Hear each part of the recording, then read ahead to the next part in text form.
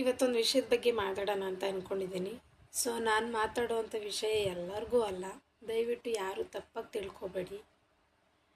ಇಲ್ಲ ನಾನು ಮಾತಾಡಿದ್ದು ಅಲ್ಪ ಸ್ವಲ್ಪ ವಿಚಾರದಲ್ಲಿ ತಪ್ಪು ಅನಿಸ್ತಿರೋ ಬೇಕಿದ್ರೆ ಕಮೆಂಟ್ ಮಾಡಿ, ಇಲ್ಲ ಬೈರಿ, ನಾನು ಟೆನ್ಷನ್ ತಗೊಳ್ಳಲ್ಲ.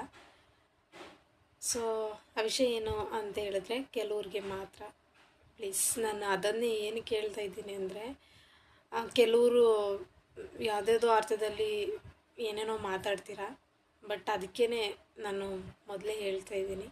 ಸೊ ಕೆಲವ್ರಿಗೆ ಮಾತ್ರ, ಅದರಲ್ಲೂ ನಾನು ಹೇಳುವಂಥ ವಿಷಯದ ಬಗ್ಗೆ ಯಾರು ಬೇರೆ ಥರ ಅರ್ಥ ತಿಳ್ಕೊಂಡು ನನ್ನ ಕೆಟ್ಟದಾಗಿ ಕಮೆಂಟಲ್ಲಿ ಬೈತಿರೋ ಮಾತಾಡ್ತಿರೋ, ಸೊ ಅವರಿಗೆಲ್ಲ ನಾನು ಹೇಳುವಂಥ ವಿಷಯ ಅನ್ವಯಿಸುತ್ತೆ. ಮೊದಲೇ ಹೇಳ್ಬಿಡ್ತೀನಿ ನಾನು. ಸೊ ಕಂಡವ್ರ ಹೆಣ್ಮಕ್ಳನ್ನ ಮದುವೆ ಮಾಡ್ಕೊತೀರಾ, ಅವ್ರ ಮನೆಗೆ ಕಷ್ಟ ಸುಖ ಎಲ್ಲ ನೋಡಿರ್ತೀರಾ, ಹೋಗ್ತೀರಾ ಬರ್ತೀರಾ, ಮದುವೆಯಾಗಿ ಎಷ್ಟೆಷ್ಟೋ ವರ್ಷ ಆಗಿರುತ್ತೆ, ಮಕ್ಕಳಾಗಿರ್ತವೆ. ಮದುವೆ ಮಾಡ್ಕೊಂಡಿರೋ ಹೆಣ್ಮಕ್ಳಿಗೆ ಕೆಲವ್ರಿಗೆ ಅಪ್ಪ ಅಮ್ಮ ಇರ್ತಾರೆ, ಕೆಲವ್ರಿಗಿಬ್ಬರು ಇರಲ್ಲ, ಕೆಲವ್ರಿಗೆ ತಂದೆ ಇದ್ದರೆ ತಾಯಿ ಇರಲ್ಲ, ತಾಯಿ ಇದ್ದರೆ ತಂದೆ ಇರಲ್ಲ. ಸೊ ಈ ಥರದಲ್ಲಿ ಇರ್ತಾರೆ. ಅವ್ರು ಹೇಗೆ ಏನು ಅಂತಲೂ ಗೊತ್ತಿರುತ್ತೆ. ಆ ಹುಡುಗಿ ಒಳ್ಳೆ ಹುಡುಗಿ, ಆ ಮನೆ ಒಳ್ಳೆ ಮನೆತನ ಅಂತಲೇ ಮದುವೆ ಮಾಡ್ಕೊಂಡು ಹೋಗಿರ್ತೀರ. ಮಕ್ಕಳಾಗುತ್ತೆ, ಜೀವನ ಮಾಡ್ಕೊಂಡು ಹೋಗ್ತಾ ಇರ್ತೀರ. ದುಡಿತಾರ ಇಲ್ವೋ ಅದು ನನಗೆ ಗೊತ್ತಿಲ್ಲ. ಮದುವೆ ಮಾಡ್ಕೊಂಡು ಹೋಗಿರ್ತೀರ, ನನ್ನ ಹೆಂಡ್ತಿ ನಾನಿರೋ ತನಕ ದುಡಿಯೋದು ಬೇಡ, ಅವಳು ಮನೆಯಲ್ಲಿರಲಿ, ಮನೇಲಿ ಮಾಡ್ಕೊಂಡಿರಲಿ, ಮಕ್ಕಳಾಗಿದ್ರೆ ಮಕ್ಕಳು ನೋಡಿಕೊಂಡು ಮನೇಲಿದ್ದರೆ ಸಾಕಪ್ಪ ಅಂತ ಇರ್ತೀರ. ನೀವೇನು ಕೆಲಸ ಮಾಡ್ತೀರೋ ಗೊತ್ತಿಲ್ಲ. ಅಲ್ಲ, ಮದುವೆ ಮಾಡಿಕೊಟ್ಟೋ ತಂದೆ ತಾಯಿ, ಆ ಹೆಣ್ಮಕ್ಳ ಮನೆಯವರು ನಿಮ್ಗೇನಾದರೂ ಸಾಲ ಮಾಡಿ ನಮ್ಮ ಮಗಳು ನೋಡ್ಕಪ್ಪ, ನಿನ್ಗೆ ಹುಟ್ಟೋ ಮಕ್ಕಳನ್ನ ನೋಡ್ಕಪ್ಪ ಅಂತ ಏನಾದರೂ ಹೇಳಿ ಕಳಿಸಿರ್ತಾರ?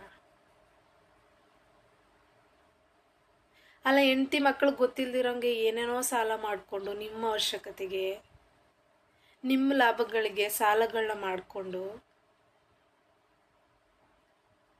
ಮನೆಯಲ್ಲಿ ಹೆಂಡ್ತಿಗೆ ನಿಮಗೆ ಚಿಕ್ಕ ಪುಟ್ಟ ಮಾತಿಗೆ ಗಲಾಟೆ ಆದಾಗ ಈ ಸಾಲದ ವಿಚಾರಗಳನ್ನ ಎತ್ಕೊಂಡು ಗಲಾಟೆಗಳನ್ನ ಮಾಡ್ಕೊತೀರ, ಮನಸ್ತಾಪಗಳನ್ನ ಮಾಡ್ಕೊತೀರ.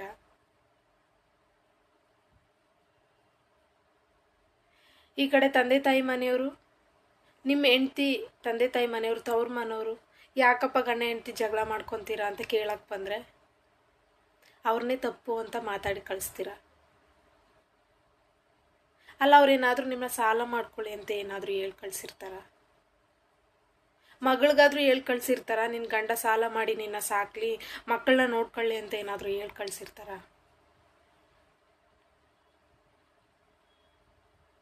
ಅರ್ಥ ಮಾಡ್ಕೊಳ್ಳಿ. ಜೀವನ ನಡ್ಕೊಂಡು ಹೋಗ್ತಾ ಇರುತ್ತೆ, ಕೆಲ್ಸಕ್ಕೆ ಹೋಗ್ತಿರಲ್ವೋ ಅದು ಗೊತ್ತಿಲ್ಲ, ಹೆಂಡ್ತಿನೂ ಕೆಲ್ಸಕ್ಕೆ ಕಳಿಸಲ್ಲ, ನಾನು ಇರೋ ತನಕ, ಚೆನ್ನಾಗಿರೋ ತನಕ, ನಾನು ಬದುಕಿರೋ ತನಕ ನೀನು ದುಡಿಯೋಕೆ ಹೋಗ್ಬೇಡ ಅಂತ ಹೇಳಿರ್ತೀರ. ಮನೇಲೇನಾದರೂ ಚಿಕ್ಕದಾಗಿ ಒಂದು ಮಾತು ಸ್ಟಾರ್ಟ್ ಆಯಿತು ಅಂತ ಹೇಳಿದ್ರೆ ಆ ಸಾಲದ ಮಾತುಗಳು ಬರುತ್ತೆ. ಕೇಳಕ್ಕೆ ಹೋದರೆ ಹೆಂಡ್ತಿನ ನಿನ್ನ ನೋಡ್ಕೊತಾ ಇಲ್ವಾ, ಮಕ್ಕಳನ್ನ ಸಾಕ್ತಾ ಇಲ್ವಾ? ಒಂದು ಉತ್ತರ. ಎರಡನೇ ಉತ್ತರ, ನಿಮ್ಮ ಅಪ್ಪ ಅಮ್ಮನ್ನ ನೋಡ್ಕೊತಿಲ್ವಾ? ಹೆಂಡ್ತಿ ಮನೆಯವ್ರನ್ನ ನೋಡ್ಕೊತಾ ಇದ್ದಾರಂತೆ ಸಾಲ ಮಾಡಿ. ಪಾಪ ಅವ್ರ ಕಷ್ಟ ಅವ್ರಿಗೆ ಇರುತ್ತೆ, ತವ್ರ ಮನೆಯವ್ರದ್ದು. ನಮ್ಮ ಕಷ್ಟಗಳನ್ನ ಯಾಕಪ್ಪ ಅಳಿಯನ್ಗೆ ಹೇಳೋದು, ಅವ್ರಿಗೆ ಯಾಕಪ್ಪ ನಮ್ಮ ಕಷ್ಟಗಳನ್ನ ಕೊಟ್ಟು ಅವ್ರ ಮನ್ಸುಗಳನ್ನ ನೋಯಿಸೋದು, ಬೇಜಾರು ಮಾಡೋದು ಅಂತ ಇವರು ತೆಪ್ಪನ ಜೀವನ ಮಾಡ್ತಾ ಇರ್ತಾರೆ. ಅವ್ರ ಗಂಡ್ಮಕ್ಳು ಇರ್ತಾರೆ ಇಲ್ವೋ ಗೊತ್ತಿಲ್ಲ, ಗಂಡ್ಮಕ್ಳಿಲ್ಲ ಅಂತಾನೆ ಅಂದ್ಕೊಳ್ಳಿ, ಹೆಣ್ಮಕ್ಳೇನೆ. ಇದು ಎರಡನೇ ಉತ್ತರ.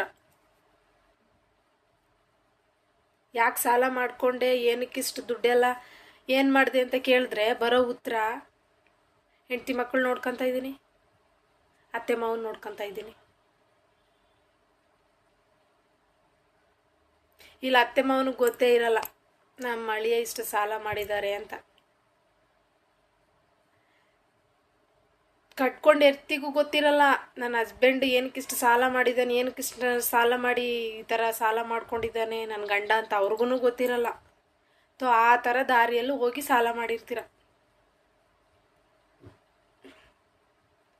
ನಾಳೆ ದಿನ ಯಾಕಪ್ಪ ಈ ಥರ ಅಂತ ಪ್ರಶ್ನೆ ಮಾಡಿದ್ರೆ ಇವೆರಡು ಉತ್ತರ ಬರುತ್ತೆ.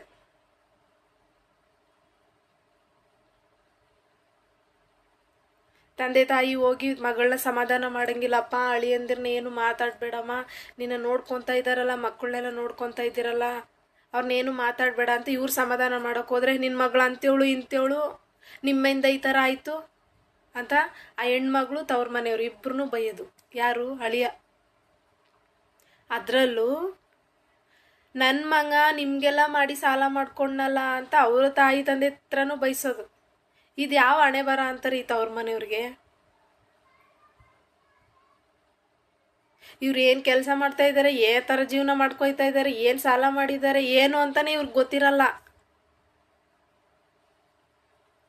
ಅದ್ರಲ್ಲಿ ನಿಮ್ಮ ಮಗಳು ಹೀಗೆ ನಿಮ್ಮಿಂದನೇ ನನ್ನ ಮಗ ಸಾಲ ಹೊತ್ಕೊಂಡ ಅಂತ ನಿಮ್ಮ ಎತ್ತ ತಂದೆ ತಾಯಿ ಪಾಪದವ್ರನ್ನ ಬೈಯೋದು. ಇದು ಎಷ್ಟು ಸರಿ? ಯಾರನ್ನೂ ಯಾರು ಸಾಲ ಮಾಡ್ಕೊಂಡು ಜೀವನ ಮಾಡಿ ಅಂತ ಹೇಳಲ್ಲಪ್ಪ ಪುಣ್ಯಾತ್ಮರ. ಜೀವನ ಆದಮೇಲೆ ಎಲ್ಲರಿಗೂ ಕಷ್ಟ ಸುಖ ಇದ್ದೇ ಇರುತ್ತೆ, ಆಯಿತಾ? ಹೆಣ್ಮಕ್ಳೇ ಆಗಲಿ ಗಂಡು ಮಕ್ಕಳೇ ಆಗಲಿ. ಹೆಣ್ಮಗಳು ಸಾಲ ಮಾಡ್ತೀನಿ ಅಂತ ಸಾಲ ಮಾಡಿಕೊಂಡ್ರೆ ನನ್ನ ಗಂಡ ಕೊಡ್ತಾನೆ ದುಡ್ದು ನಾನು ಸಾಲ ತೀರಿಸ್ತೀನಿ ಅಂತ ಸಾಲ ಮಾಡ್ತಾಳೆ, ಆ ಧೈರ್ಯ ಇದ್ದರೆ. ಇಲ್ಲ ಗಂಡು ಮಕ್ಕಳು ನೀವು ಸಾಲ ಮಾಡಿದ್ರೆ ನಾನು ದುಡ್ದು ತೀರಿಸ್ತೀನಿ ಅನ್ನೋ ಧೈರ್ಯ ಇದ್ದರೆ ಸಾಲ ಮಾಡ್ತೀರಾ?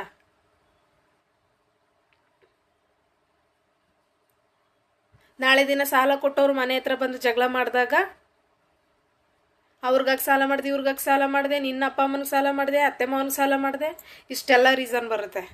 ಯಾರು ನಿಮ್ಮನ್ನ ಸಾಲ ಮಾಡಿ ಅಂದವರು?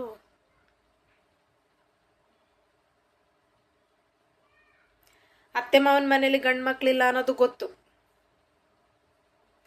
ಒಬ್ಬ ಹೆಣ್ಮಗಳ ಮದುವೆ ಮಾಡ್ಕೊಂಡು ಹೋಗಿರ್ತೀರ. ನಾಳೆ ದಿನ ಯಾಕಪ್ಪ ಇಷ್ಟರೆಲ್ಲ ಸಾಲ ಮಾಡ್ಕೊಂಡು ಯಾಕಪ್ಪ ಈ ಥರ ಜೀವನ ಮಾಡ್ತಿದೆ ಅಂತ ಕೇಳಿದ್ರೆ ಆತ ಅವ್ರ ಮನೆಯವ್ರಿಗೇನು ಮಾತು? ನೀನು ಗಂಡು ಮಕ್ಳು ಎತ್ತಿದ್ರೆ ನಿನಗೂ ಗೊತ್ತಾಗ್ತಾ ಇತ್ತು, ನಿನಗೂ ಸೊಸೆಯರು ಬಂದಿದ್ರೆ ನಿನಗೂ ಗೊತ್ತಾಗ್ತಾ ಇತ್ತು ಅಂತ ಮಾತು. ಯಾರಿಂದ? ಅಳಿಯರಿಂದ, ಬೀಗರಿಂದ ಇಷ್ಟೆಲ್ಲ ಮಾತು.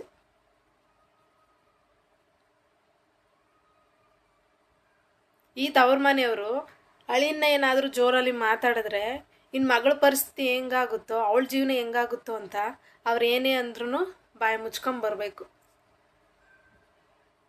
ಈ ಹೆಣ್ಮಕ್ಳ ಮನೆಯವರು ಅಂತ ಹೇಳಿದ್ರೆ ನಿಮ್ಗೆ ಬಿಟ್ಟು ಬಿದ್ದಿದ್ದಾರಾ? ಹೆಣ್ಣು ಮದುವೆ ಮಾಡಿ ಕೊಟ್ಬಿಟ್ವಿ, ಅವನ ಅಳಿಯ ಅತ್ತೆ ಮಾವ ಹಂಚ್ಕೊಂಡು ನಡ್ಬೇಕಾ ನಿಮಗೆ?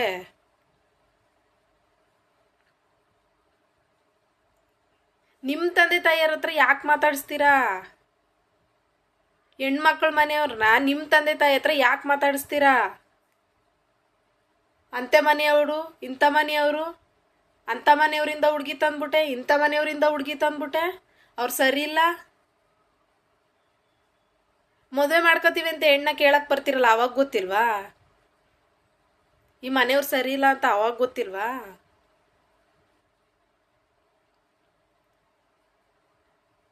ಎಲ್ಲ ಆಗಿ ನಿಮ್ಮ ಜೀವನ ಬರೀ ಖಾಲಿ ಆದಾಗ ಎಲ್ಲರ ಮೇಲೂ ಬಂದ್ಬಿಡುತ್ತೆ ಆವಾಗ. ಈ ಮನೆಯವ್ರು ಸರಿ ಇಲ್ಲ, ಈ ಮನೆ ಹುಡುಗಿಯಿಂದ ನಮ್ಮ ಮನೆಗೆ ಕರ್ಕೊಂಬರ್ಬಾರ್ದಾಗಿತ್ತು, ಮದುವೆ ಮಾಡ್ಕೊಬಾರ್ದಾಗಿತ್ತು. ಮಗ ಯಾವ ದಾರಿಲಿ ಹೋಯ್ತಾನೆ ಅಂತ ನೋಡಿದ್ದೀರಾ?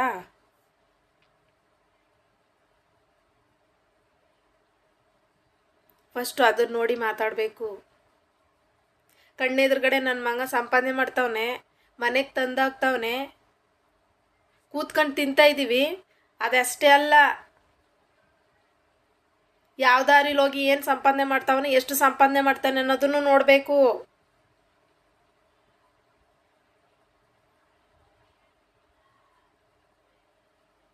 ಅವಾಗೆಲ್ಲ ಹೇಳ್ತಾಯಿದ್ರು ಹೆಣ್ಮಗಳನ್ನ ಮದುವೆ ಮಾಡಿ ಗಂಡನ ಮನೆಗೆ ಕಳಿಸ್ಬೇಕಾದ್ರೆ. ನಾನು ಕೇಳಿದ್ದೀನಿ, ಗಂಡನ ಮನೇಲಿ ಏನೇ ಕಷ್ಟ ಬಂದ್ರೂ ತವ್ರ ಮನೆಗೆ ಗೊತ್ತಾಗಬಾರ್ದು ಕಣವ ಅಂತ ಹೇಳಿ ಕಳಿಸ್ತಾ ಇದ್ರು. ತವ್ರ ಮನೇಲಿ ಏನೇ ಕಷ್ಟ ಬಂದ್ರು ಗಂಡನ ಮನೆಗೆ ಹೇಳ್ಕೊಬೇಡ ಅಂತ ಹೇಳಿ ಕಳಿಸ್ತಾ ಇದ್ರು. ಇವಾಗ ಹೆಂಗೈತದ ಗೊತ್ತಾ, ಗಂಡನ ಮನೆ ಕಷ್ಟನ ತವ್ರ ಮನೆಗೆ ಹೇಳ್ಕೊಳ್ದೆ ಯಾವ ಹೆಣ್ಮಕ್ಳು ಇರ್ತಾ ಇಲ್ಲ ಈಗ. ಯಾಕೆ ಹೇಳಿ, ಈ ಕಾಲ ನಡೀತಿರೋದೇ ಹಾಗೆ. ಅವತ್ತು ಮದುವೆ ಮಾಡಿ ಕೊಟ್ಬಿಟ್ರು, ಇವತ್ತು ಅಲ್ಲಾಗೋ ಕಷ್ಟನ ಹೇಳ್ಕೊಳ್ದೆ ಅವ್ರು ಇರೋಕ್ಕಾಗ್ತಾ ಇಲ್ಲ. ಆ ಮಾತು ಎಲ್ಲಿ ನಡೆಯುತ್ತೆ? ಗಂಡನ ಮನೆ ತವ್ರ ಮನೆಗೆ, ತವ್ರ ಮನೆ ಗಂಡನ ಮನೆಗೆ, ಯಾವ ವಿಚಾರನೂ ಬಿಟ್ಕೊಡ್ಬಾರ್ದು, ಯಾವ ವಿಚಾರನೂ ಹೇಳ್ಕೊಬಾರ್ದು, ಯಾವುದು ನಡೀತಾ ಇಲ್ಲ. ಯಾಕೆ ಹೇಳಿ, ನೀವು ಕಟ್ಕೊಂಡು ಬಂದಿರ್ತೀರಲ್ಲ ಪುಣ್ಯಾತ್ಮರು, ನಿಮ್ಮ ದಾರಿಗಳು ಯಾವುದು ಅಂತಾನೆ ನಿಮಗೆ ಗೊತ್ತಿಲ್ಲ. ಯಾವ ದಾರಿಲಿ ಜೀವನ ಮಾಡ್ತಾ ಇದ್ದೀವಿ, ಯಾವ ದಾರಿಲಿ ಸಂಪಾದನೆ ಮಾಡ್ತಾ ಇದ್ದೀವಿ, ಕಷ್ಟಪಟ್ಟು ದುಡಿತಾ ಇದ್ದೀವ, ಪ್ರಾಮಾಣಿಕತ್ವಾಗಿ ದುಡಿತಾ ಇದ್ದೀವ, ಯಾವುದು ಗೊತ್ತಾಗ್ತಾ ಇಲ್ಲ. ನಿಮ್ಮ ದಾರಿಗಳೇ ಸರಿ ಇಲ್ಲ. ಅದರಲ್ಲೂ ತವ್ರ ಮನೆಯವರು, ಅವ್ರಿಗೇನೇನು ಗೊತ್ತಿರಲ್ಲ. ನನ್ನ ಮಗಳು ಚೆನ್ನಾಗವಳೆ, ಮೊಮ್ಮಕ್ಕಳು ಚೆನ್ನಾಗವೆ, ಅಳಿಯ ಚೆನ್ನಾಗಿ ನೋಡ್ಕೊಯ್ತವನೆ, ಅದಷ್ಟೇ ಅವ್ರದ್ದು. ಬರ್ತಾರ ಹೋಗ್ತಾರೆ, ಅಳಿಯ ಮಕ್ಕಳು ತಿಂತಾರ ಉಣ್ತಾರ, ಚೆನ್ನಾಗವ್ರ ಒಯ್ತವ್ರ ಅಷ್ಟೇ. ನೀವು ಹೋಯ್ತಾ ಇರೋ ದಾರಿ ನಿಮ್ಮ ತಂದೆ ತಾಯಿಗೂ ಗೊತ್ತಿಲ್ವಲ್ಲ ಯಾವ ಥರ ಹೋಗ್ತಾ ಇದ್ದಾರೆ ಅಂತ. ನಿಮ್ಮ ದಾರಿಗಳು ಅವ್ರಿಗೆ ಗೊತ್ತಿದ್ದಿದ್ರೆ ನಿಮ್ಮ ತಂದೆ ತಾಯಿಗಳಿಗೆ, ಈ ಕಡೆ ಹೆಣ್ಣು ತಂದ್ರಲ್ಲ ಅವ್ರ ತವ್ರ ಮನೆಗೆ ಯಾರು ಮಾತಾಡಲ್ಲ. ನಿಮ್ಮ ಮನೆಯವರು ಅಂಥವ್ರು ಇಂಥವ್ರು, ಕೆಟ್ಟ ಮನೆಯವರು, ಕೆಟ್ಟ ನಿಂತಿರೋರ ಮನೆಯವರು ಅಂತ ಯಾರು ಮಾತಾಡಲ್ಲ. ಫಸ್ಟು ನೀವು ನೇವಾಗಿರೋದು ಕಲೀರಿ, ಆಯಿತಾ? ಆಮೇಲೆ ಹೆಣ್ಮಕ್ಳ ಮನೆಯವ್ರನ್ನ ಮಾತಾಡಿ. ಇವತ್ತು ಅವರು ಗಂಡು ಮಕ್ಳು ಇಲ್ಲದೆ ಇರ್ಬೋದು, ನಮ್ಮ ಹೆಣ್ಮಗಳನ್ನ ಅವನು ಕೊಟ್ಟಿದ್ದೀವಿ, ಮದುವೆ ಮಾಡ್ಕೊಂಡಿದ್ದಾನೆ, ನಾಳೆ ದಿನ ನಾವಿಲ್ಲ ಅಂತಂದರೆ ನಮ್ಮ ಆಸ್ತಿ ಪಾಸ್ತಿ ಎಲ್ಲ ಅವ್ರಿಗೆ ತಾನೆ ಅಂತ ಜೀವನ ಮಾಡ್ತಾ ಇರೋರು ಅವರು. ನೀವು ಅದನ್ನು ತಿಳ್ಕೊಂಡು ಮಾತಾಡಿ, ಯಾರಾದರೂ ಸರಿನೇ. ಅತ್ತೆ ಮಾವ ಅಳಿನ ಕಷ್ಟಕ್ಕೆ ಒಂದಷ್ಟು ದುಡ್ಡು ಕೊಟ್ಬಿಟ್ರೆ ಅತ್ತೆ ಮಾವ ಸರಿ, ಒಂದು ಸ್ವಲ್ಪ ದಿನ ಮನೇಲಿ ಇರಿಸ್ಕೊಬಿಟ್ರೆ ನಮ್ಮ ಅತ್ತೆ ಮಾವ ಸರಿ.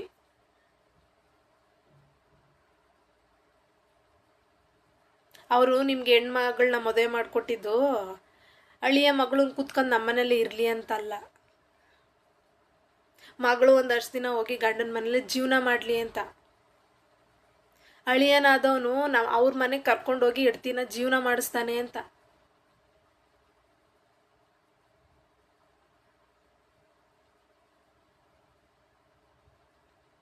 ಯಾರು ಮನೆಯಿಂದ ಆಚೆ ಹೋಗಬೇಡಿ ಅಂತಲ್ಲ, ಅವ್ರಿಗೂ ಎಲ್ಲ ಥರದಲ್ಲೂ ಯೋಚನೆ ಇರುತ್ತೆ. ಅರ್ಥ ಮಾಡ್ಕೊಳ್ಳಿ.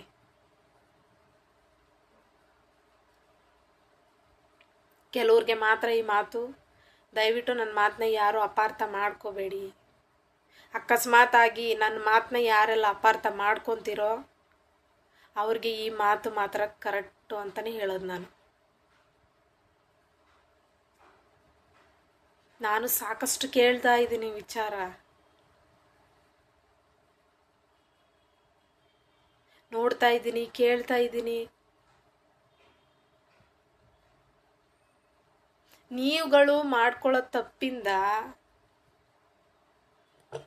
ಆ ವಿಚಾರ ಹೆಂಡ್ತಿಗೂ ಗೊತ್ತಿರಲ್ಲ, ನಿಮ್ಮನೆತ್ತ ತಂದೆ ತಾಯಿಗೂ ಗೊತ್ತಿರಲ್ಲ, ಈ ಕಡೆ ಹೆಣ್ಣು ಕೊಟ್ಟಿರೋ ತವ್ರ ಮನೆಯವ್ರಿಗೂ ಗೊತ್ತಿರಲ್ಲ. ನೀವು ಮಾಡೋ ಒಂದು ತಪ್ಪಿಂದ ಕೇಳಕ್ಕೆ ಬಂದರೆ ಅತ್ತೆ ಮಾವ ತಪ್ಪು, ಕೇಳಕ್ಕೆ ಬಂದರೆ ಹೆಂಡ್ತಿ ತಪ್ಪು. ಹೆಂಡ್ತಿ ತವ್ರ ಮನೆಯವರು ನಿಮ್ಮನ್ನ ಕೇಳಿದ್ರೆ ನಿಮ್ಮ ತಂದೆ ತಾಯಿಗೆ ಇಬ್ಬರು ತಪ್ಪು. ನಿನ್ನ ಮಗಳಿಂದ ಸಾಲ ಮಾಡ್ದ ನನ್ನ ಮಗ, ನಿಮ್ಮನ್ನು ನೋಡ್ಕೊಳಕ್ಕೋಸ್ಕರ ನನ್ನ ಮಗ ಸಾಲ ಮಾಡ್ದ. ಇದಿಷ್ಟೇ ಬರ್ತಾ ಇರೋದು ಉತ್ತರ.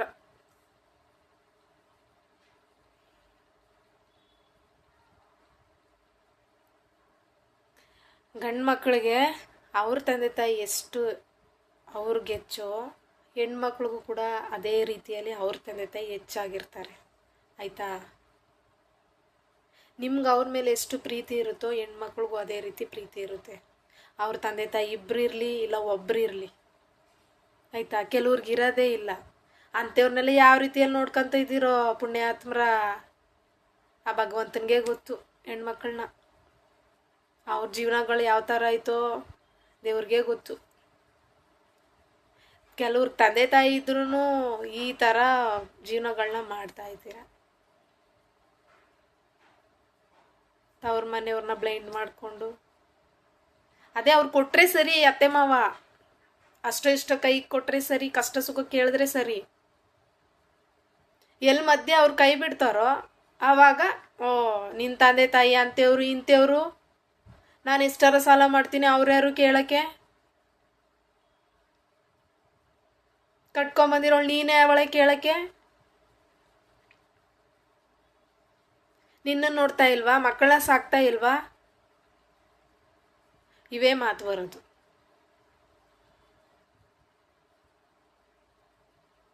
ಈಗಿನ ಹೆಣ್ಮಕ್ಳ ಪರಿಸ್ಥಿತಿ ಇದು.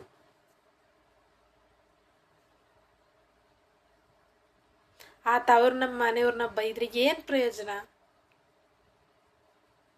ನಿಮ್ನ ಯಾರು ಸಾಲ ಮಾಡ್ಕೊಳ್ಳಿ ಅಂತ ಹೇಳಿಲ್ಲ. ಜೀವನ ಕಷ್ಟ ಐತೆ, ಇಲ್ಲ ಅಂತಲ್ಲ. ದುಡೀರಿ, ಕಷ್ಟಪಟ್ಟು ದುಡೀರಿ.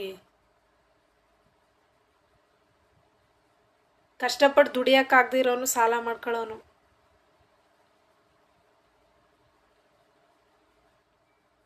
ಕೇಳೋಕ್ಕೋದ್ರೆ ನಾಳೆ ದಿನ ಹೆಂಡ್ತಿನ ಮಕ್ಕಳನ್ನ ತವ್ರ ಮನೆಯವ್ರನ್ನ ಬ್ಲೈಂಡ್ ಮಾಡ್ತೀರ.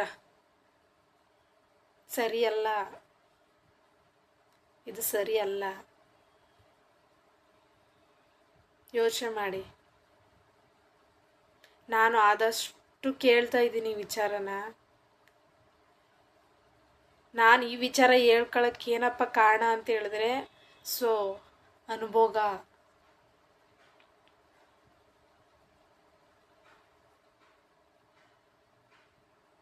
ತವ್ರ ಮನೆಯವ್ರನ್ನ ಮಾತಾಡೋದನ್ನ ಬಿಟ್ಟರೆ ಒಳ್ಳೇದು.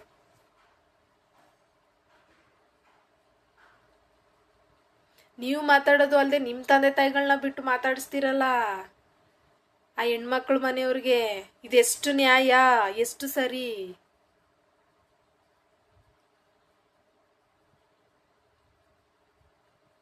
ನೀವು ಹೋಗೋ ದಾರಿನ ಮೊದಲು ಸರಿ ಮಾಡ್ಕೊಳ್ಳಿ. ನೀವು ಒಬ್ಬರು ಮಾಡೋ ತಪ್ಪಿಂದ ಇಲ್ಲಿ ಎಷ್ಟು ಜನ, ಒಂದು ಕುಟುಂಬನೇ ಎಷ್ಟು ಗಲಾಟೆಯಲ್ಲಿ ಬೆಂದು ಬೇಯ್ತೈತೆ ಗೊತ್ತಾ? ಅರ್ಥ ಮಾಡ್ಕೊಳ್ಳಿ.